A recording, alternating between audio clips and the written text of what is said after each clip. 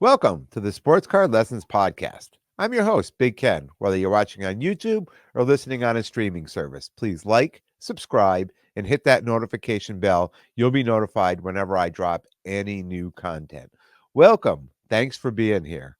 How is everybody doing? Happy St. Patrick's Day. Happy Selection Sunday. If you're into March Madness and the NCAA tournament, Selection Sunday is here. We'll be doing this for the next few weeks, checking our brackets. And here's to all of you who will be filling out your bracket on company time over the next couple of days, trying to pick that perfect bracket or just win the pot, right? And if you're lucky like we are, I talked about this last year. I'm living in Connecticut. We got the Huskies. They were number one for most of the year. They're number two right now. And we'll see where they end up. But it's nice to have a hometown team that you can be cheering for in the tournament. So it's been an interesting hobby weekend for me, to say the least. I'd like to say it's only the weekend that I do this hobby stuff, but basically I spend all week getting ready for a show, penny sleeving, top loading, singles to fill up my boxes. You got to price every card, right? Pricing everything, pricing my slabs.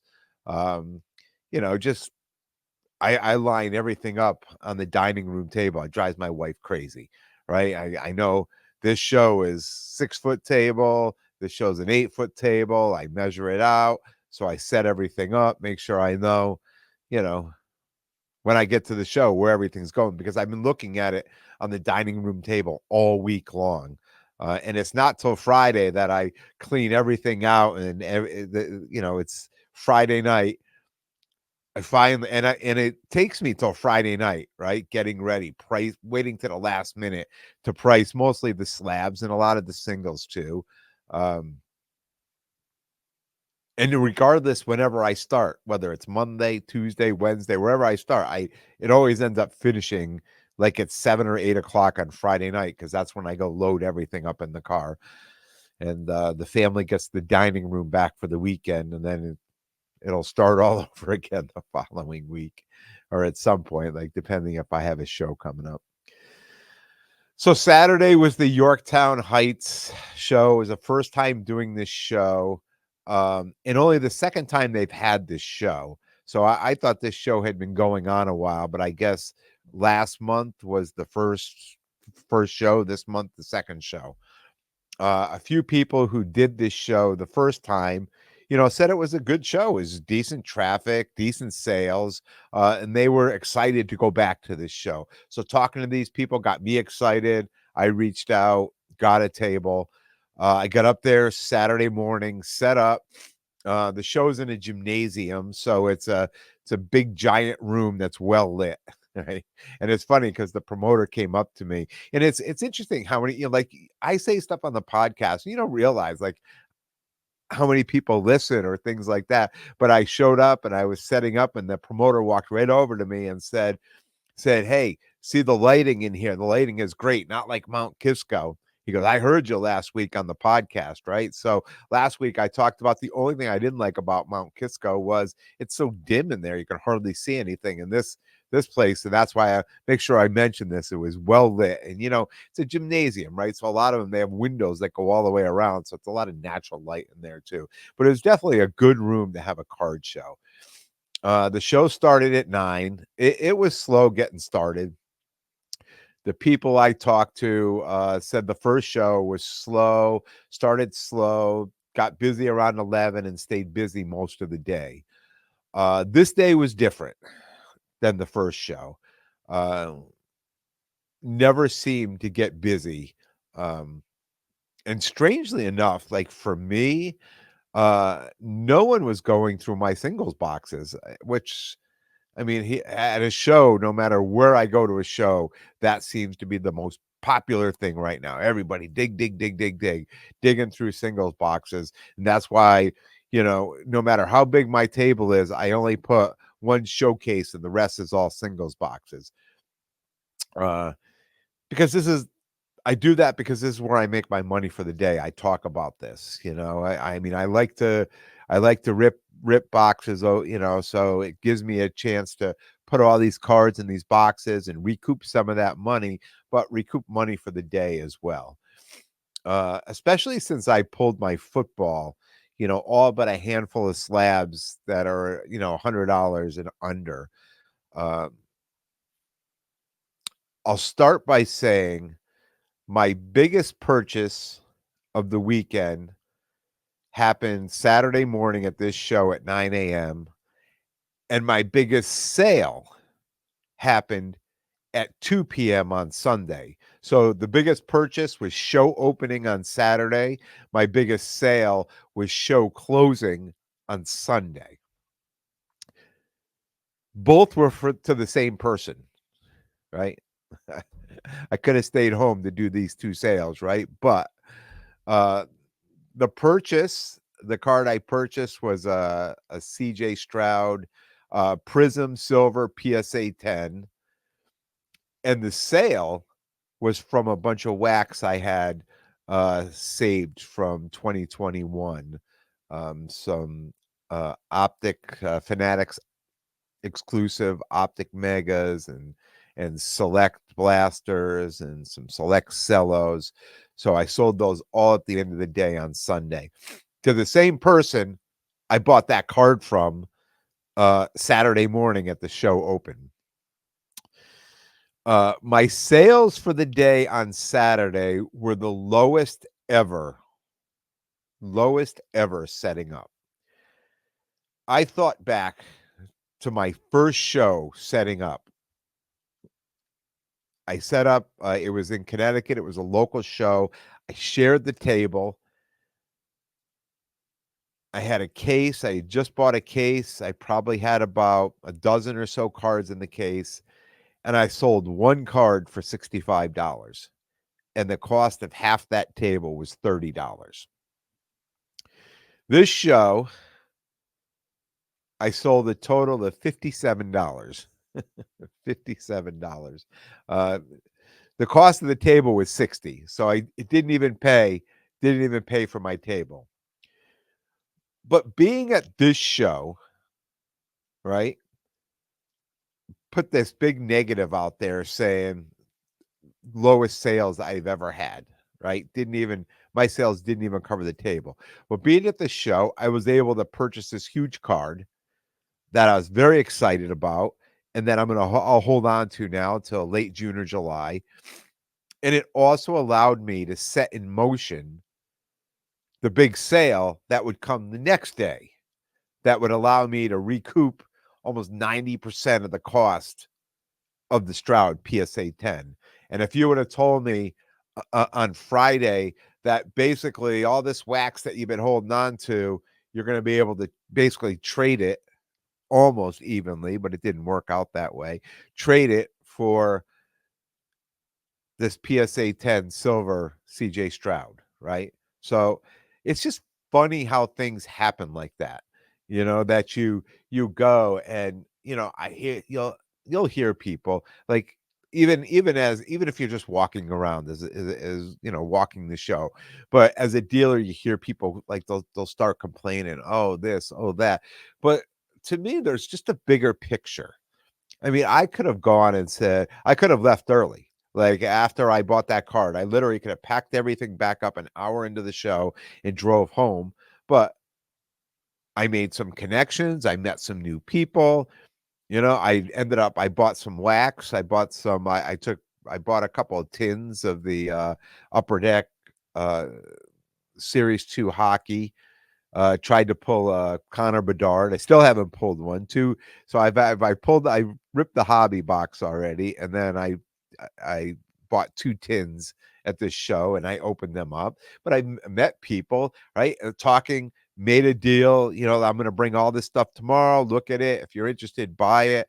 To another dealer who was going to be at both shows that I was at, right?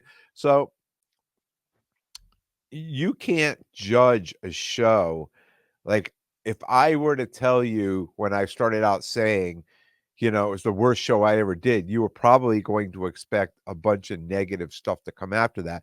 And it's not, it's not going to come. Maybe I just didn't have the right, I'm sure other people, the person I bought that card off of, he had a great day, right? That was a good sale for him on Saturday. So he was judging his Saturday basically off of that sale. So his day was good, right? So it's just interesting how these days turn out, and it may be the slowest day with the lowest sales ever, but it could lead to something bigger, right? That you have to put the time and the effort and the work in to let it all work out. If you're making these short decisions or getting mad and saying, this is crap or whatever, which I hear a lot. And even at this show, I was watching people at noontime. I mean, the show started at 9. At noontime, people were packing up and leaving the show. The person next to me, um, they packed. Well, it's interesting. The people next to me, the parents came in with, it was like 4 or 5 kids. And these kids just laid all their cards. They had one tablecloth, laid their cards. I saw the parents go to the other side of the room. They both had laptops. They were working, and the kids were just doing their thing. And then sometime around noontime, they're like, "Yeah, we're done. We're leaving." I saw them packing all the stuff up. So I went out to the car because I always bring an extra showcase, right? And I took a showcase, I put it down, and I pulled some of the cards, some of the cards I have priced in a box, and I pulled it out and I spread them out. Didn't help me. I didn't sell any more cards there, but hey, try to take advantage of it if I could, right? But I did see other people packing up and leaving. It wasn't, a lot of people complaining, saying, "Yeah, it's just not a good show." I saw some familiar faces at the show on Saturday. Uh, I also saw some people, and I guess you're going to find this with new shows, that you could tell that they're pretty new to being a dealer, maybe first or second time just setting up as a dealer. Uh, And these are probably the best shows for people, just allows them to get their feet wet. We all have to start somewhere, right? We all have to show up if we're going to be a dealer. We have to start somewhere. You get started, you're learning the ropes, you're meeting people, making connections, you start building a customer base. And I've talked every season on the podcast about, you need people in this hobby. If you just try to go out and do it solo, it's unless you're a real private person, it's really not fun doing it by yourself. And you learn so much through so many people, this whole group effort in so many things. And you learn so much, and we're all learning, and we're all helping each other, right? We're all pulling for each other, helping each other out. We're all making each other better out there. So you need people, you need to make those connections in the hobby. um but it's not for everyone, right? Anyone can be a dealer, but not everyone should be a dealer. Um, I went to a table, and give you a little story. Perfect example. I went to a table, I saw a card I wanted to buy. It was a raw card. It was a card that just came out of the prison, the newest prison football. I asked, why didn't you grade this card? Is there any issues with it? Figuring there's probably an issue with the card. The guy at the table was there with his son. He said, I bought the card for him. He doesn't want it. So I figure I'd sell it. And then he turns to his son, who's like 8 or 9, and says, he's got a good idea. We should send that to PSA with the other order. We should put it in there on Monday. Okay. Is the card still for sale, or is it going to PSA? Like, what are we doing here? Um, he says, well, if you want to buy it, and I said, is it clean? I mean, he says, take it out and look at it. You can take it out of it was in a one touch, take it out and look at it. So I took it out. I looked at it. I said, it looks decent. I've got my phone out. I'm looking up the comps on it like we all do. And I said, how much for the card? He said, I don't know. What were the last 3 sales? I said, "What?" He said, "What were the last 3 sales?" I said, "What are you selling the card for?" He goes, "Well, how can I give you a price? I'm asking you what the last 3 sales are." I said, "You're selling the card? You don't know how much you want for it?" It's like he says, "Well, I saw you on your phone looking up the comps." "Yeah. What are you selling the card for?" And he says, "What's your offer?" I said, "What's your asking price?" I said, "I'll offer you $5. Let's start there. $5. Can we start with $5?" I mean, I don't know what you're asking for this. What my phone says and what you're asking could be 2 completely different things. So he turns to his son and says, hands him his phone and says, "Look up the last 3 sales and then divide by 3 and tell this guy what the price of the card is." So the last 3 sales, and I knew, I'm looking on it, were $83, 90 and 95. And the kid says 89.33. And I'm thinking to myself, that's impressive. The kid's pulling out the calculator, he's doing everything his dad's asking, and the father says, "Well, that's the price." I said, 89.33. He said, "Yes, that's the price." I said, "Will you take 80?" He says, "No," and he turns and walks away. He just turned. I'm still standing there with the card in my hand, thinking he's just gonna say, "Yeah, you take it for $80," which is a very reasonable offer on the card. And he just walked away. He walked out from behind the table, and his son's looking at me. I'm looking at the son,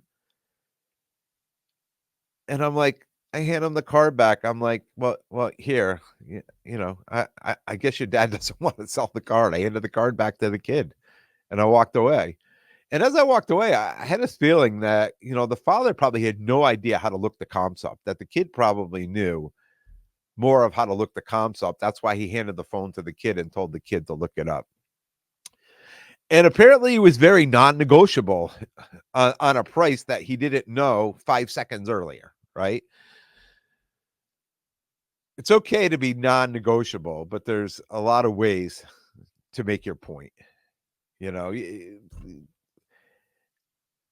I don't know if it's a selling tactic. I don't know if he was done with me. I don't know if he didn't, if he felt I was being rude to him, but if you're gonna be a dealer at a show and you're gonna be selling something, you at least have to know how much you're selling it for, right? That's just common sense. You need to know how much you're selling your card for. Even when people walk up to my table and say, "Are you buying?" I say, and I'll say, "Yes." And I'll say, "What are you looking to get on this card?" "Well, I don't know." "Well, you're asking me if I want to buy your card, but you don't know how much you're selling it for." Like I know you're waiting for me to make the first offer on it, hoping it's gonna be more than what you wanna sell it for, but obviously, I've gotta come in low because you wanna negotiate to begin with, right? So, I don't wanna if there's a card I really want, I don't wanna come in too low to get you to, like, be like, "Oh, forget it, this guy's way off," but I still have to come in low. I really like when people show up I'll say, "Hey, what do you wanna get for this?" And they'll be like, "Oh, the last 2 sales were blah, blah, blah, blah. I would take blah," you know? I mean, to me, there's somebody who came to a show prepared with their cards and knew what they wanted to get for, knew what some of the sales were on the cards, and not just one. Of course, they get a case. You're going through a case on them, right? So a lot of these kids, guys, people, women, everybody who are showing up at shows that are selling, a lot of them are qualified to be dealers, and a lot of them are probably dealers somewhere else. Like when I'm set up as a dealer many places, and I'll go walk some shows. So if I have some cards, I know exactly what the last comps and stuff on the card. You've got to put that work in. I started at the beginning of this podcast talking about it takes me all week to prepare for a show, right? So I know because I've been looking at these comps all week long. You walk up to my table, I can just rapid fire off all different prices and comps because I've been looking at them all week. So I'm prepared. I've put the work in to do this. So when I'm out there and I if the father would have stayed a little bit longer, I would have had a conversation with him, try to help him say, "Yeah, you really, maybe you should." A lot of people I see now have lists and they're showing me, "Oh, this is what I do now. I just print out a list." They have lists of the card, the last 3 sales, and what they're asking for it. So they don't have to memorize all that. They can pull the list out and say, "Oh, okay, yep, here's the," so you don't have to stand there, waste time with the phone and stuff like that. And some of us just, doing this long enough to just remember it. But either way, whatever works for you, that's the best way to do it, right? You need to know how much what you're selling your card for, and you should know what the last 3 sales were on the card. Uh, I went to another table. You go up and you make offers, and for me, the price needs to make sense on a card. I'm not going to go in and just be an idiot and try to offer 50 or 60% on a card. I'm just not going to do it. But I'll go in, 75, 80%, somewhere. It just depends how important it is. Depends on where the comps are on the card. If a more recent sale was way up high. I know I was looking at a Joe Burrow card today that the last there's 3 sales. It was like 430, 445, 450, and then all of a sudden there's a 650, right? I mean, it's like it's one all this all of a sudden we're up that much in the off season. So to me, I really have to throw that out. And if you don't want to, that's fine, because I don't have to negotiate, because I understand your point. I could just move on from this card, right? But I go up and I'm trying to negotiate on a card, and the guy's like, "Yeah, I'm stuck at 110%. I mean, this guy's got blah blah blah," and I'm like, you're asking you're telling me you want over comps. I mean, you've already started at 140% of your sticker price, and you're only willing to come down to 110. I said, if that's I can't pay that. I can't pay that. I need to be on the other side of the 100, not on this side of the 100% of comps. And I walked away. I moved on, went on to some other tables, got back to my table. A little bit later, the same guy shows up at my table, and he's offering me 70% on a card. I said, "Well, don't you remember me? I was just down there. You wanted 110% for your card, but now you're down here offering me 75." I said, "I was offering you 85%. I mean, I was giving you a better percentage on your card than you were, you're offering me." It didn't even phase him. He just continued on saying, giving me every reason why this card was just such a crappy card, and I'd be lucky to sell it to him. I'm like, okay, well, thanks for stopping by. It's we all. I think, and I want to say this because I talk to a lot of people who say they're having a lot of trouble getting inventory right now. That they're going to a lot of these big shows. The repackers are showing up early. They're paying 90%, and a lot of people are just having trouble finding inventory to buy, to bring back um, to the shows. So I think we're all getting a little bit more creative in where we're finding inventory, what we're paying for inventory, and how much we need to sell our inventory for. So, the days of being able to get into cards at 70, 75%, right? I think those days are gone. We have had Brad on a few times, Outlaws sports cards, and he talks about being at 80%. It needs to be 80%, 80%. But I haven't been to the bigger shows, but from what I'm hearing is these repackers and people are paying better than 80% there. So it's even harder for people to get in there and buy at that percentage to get back to the shows. So where does the inventory coming from, right? Are we getting into breaks? Are we pulling this stuff out of boxes? Is that, are we digging into singles boxes and getting them graded? Because it seems like that would be um the only way to find some of these gems that gems that will gem, right? That you can get them graded and come out of 10. um But there's so much, as a dealer, there's so much give and take and flexibility and even creativity needed as a dealer in the space where there's no rules, right? And those who figure that out, they're creating longevity as a dealer, right? And those who don't, it becomes an unpleasant experience because you become more and more frustrated. If you're not getting creative, if you're not figuring it out, if you're not relying on the people around you, I've said to people today, there are people say, yeah, I'm figuring out where to buy lots and stuff. I'm like, look, if something comes along and it's maybe too expensive or it's a bigger lot that you want to get it, like hit me up, let me know, call me, right? And maybe something I might be interested in. Um, Things we were doing last year are much different than this year. Things we're doing 2 years ago were much different than last year, and things that are going to be happening a year from now are going to be different than what's going on now. So again, you need the flexibility, the creativity. You need to be able to do a lot, in this space, if you want to be here for a while. Uh, and I do know some dealers who just seem angry all the time, complaining about sales, complaining about people not spending money, complaining about not enough foot traffic, nobody's buying anything. Newsflash, people are there to spend money. People have come to a show to spend money. Not one person have I've ever talked to that walked through the door to card show said, "No, I'm not here to spend any money." You know, and some people show up with no money, but they show up with cards, right? They show up and they sell their cards, and then they get money, and then they go spend them on some other cards, right? But they're still there to spend money. And if nobody's buying anything at your table, you need to reevaluate what you're doing. Right. And it just might be you. You might be scaring them away and spend their money at other tables. Or it could be your inventory. It could be your pricing. It could be a lot of different things that's going on. But I mean, I know every time, every show I go to, I'm reevaluating everything I'm doing.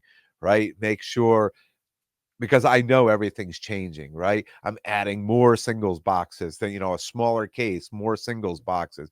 I know I've pulled the football out, so I need to put more out there that's going to attract people. Because when I have high-end football in there, people come by, they stop, and they're not only do they start looking at that, then they look at everything on the table. But if you don't have anything that's going to stop people, they may just walk right on by, and they could do the whole show and then come back and stop at your table and then notice something. Uh, that they didn't notice when they were there before, right? Uh, and you can't win every deal, right? You can't cook people. You can't take advantage of people. You can't try to squeeze every penny out of people. I mean, I see people doing that too, and it's just like you can't. You can't, because people just smarten up to what you're doing really quick. Um, you know, it's a space where there are no rules, right? But there's a lot of people policing it. A lot of people in the hobby that are policing the hobby from all different, vantage points. And once people start talking, people won't come. People won't buy from you. They won't come to your table, and they're going to warn people about you. This guy ripped me off, or this guy's overcharged me. This, that, and another thing. Once people start saying that, you're all done. Nobody's going to buy anything from you. Nobody's going to come to your table. And once somebody says one thing, and I've seen this in the hobby, once somebody says one thing about another person, it becomes like everybody in the room knows it, right? And you'll hear it from 10 people in 10 different saying being said 10 different ways, but everybody warning somebody about somebody else who's trying to take advantage of people, right? So I haven't seen that happen in a while. I think, most of the shows I go to, people have been, you know, probably squeezed out of the space already. But if you're that person and you're new and coming in, don't be that person. Sunday, I set up in New Britain, local monthly show. Lots of traffic, and thank goodness, people back digging in my boxes. Um, and it's just I mean, what a difference! Two different, two shows. One direction, I drove 45 minutes to the New York show and 15 minutes in the other direction to this New Britain show. And just what a difference of, sales and what people are looking for and what people are excited about, and just in a completely different experience, right? Every show is just like a completely different experience, and you never know, what it's going to be like. Um, but yeah, I just sold a ton of stuff out of my singles boxes on Sunday. Um, I sold all that wax I talked about that I'd been holding on to. Um, and saw a bunch of familiar faces, right? Bill and Billy sports cards. They're the ones I did the deal with for the Stroud card and the wax.